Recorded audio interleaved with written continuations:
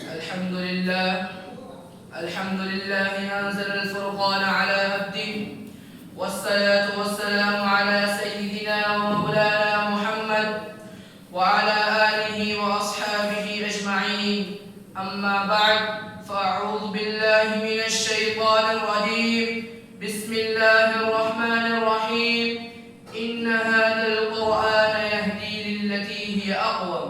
صدق اللہ العظیم. میرے واجب الاحترام حضرات اساتذہ کرام، علماء کرام اور میرے ہم مکتب ساتھیوں، السلام علیکم ورحمۃ اللہ وبرکاتہ.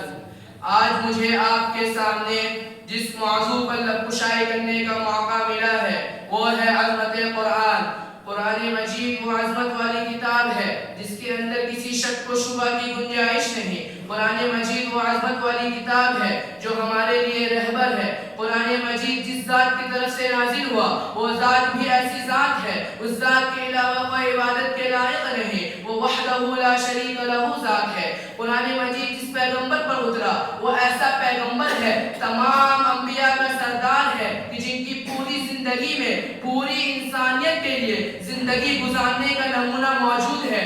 قرآن مجید جو فرشتہ لے کر آیا وہ فرشتہ تمام فرشتہ کا سردار ہے. وہ ایسا فرشتہ ہے رب کائنات کے نزدیک مرتبے والا ہے. قرآن مجید وہ عظمت والی کتاب ہے جو ہمارے لیے رہبر ہے. قرآن مجید وہ عظمت والی کتاب ہے جو حق و باطل کے درمیان فرق کرتی ہے.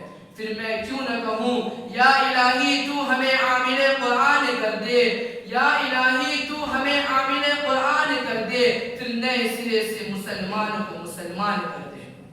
سامعین مکرم، اب ذرا اسلاف سے قرآن مجید کی عظمت معلوم کرتے ہیں.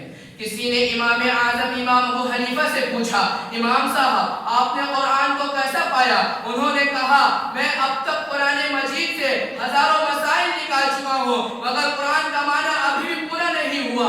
کسی نے امام غزالی سے پوچھا، امام صاحب آپ نے قرآن کو کیسا پایا؟ انہوں نے ایک عجیب بات کہی. انہوں نے کہا قرآن مجید آسان بھی ہے مشکل بھی ہے.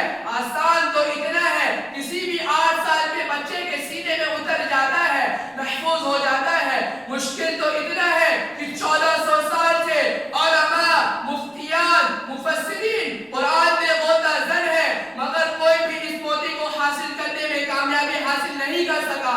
کسی نے امام احمد بن حنبل سے پوچھا، امام صاحب آپ نے قرآن کو کیسا پایا؟ انہوں نے ایک عجیب بات کہی. انہوں نے کہا ایک دفعہ خواب میں میں نے اللہ کی زیارت کی. اللہ سے میں نے پوچھا اے اللہ تیرے سب سے محبوب چیز کون سی ہے؟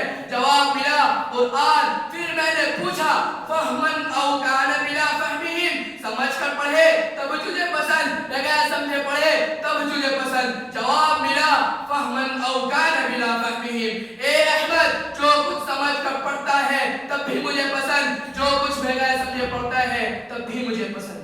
شاعر کہنے پہ مجبور ہو گیا، عظمت قرآن کی خاطر ہم جانے نچھاور کر دیں گے، عظمت قرآن کی خاطر ہم جانے نچھاور کر دیں گے. پھر وقت نے ہم سے خون مانگا، ہم وقت کا دامن گھیر دیں گے. وما علینا الا البلاغ المبین. السلام علیکم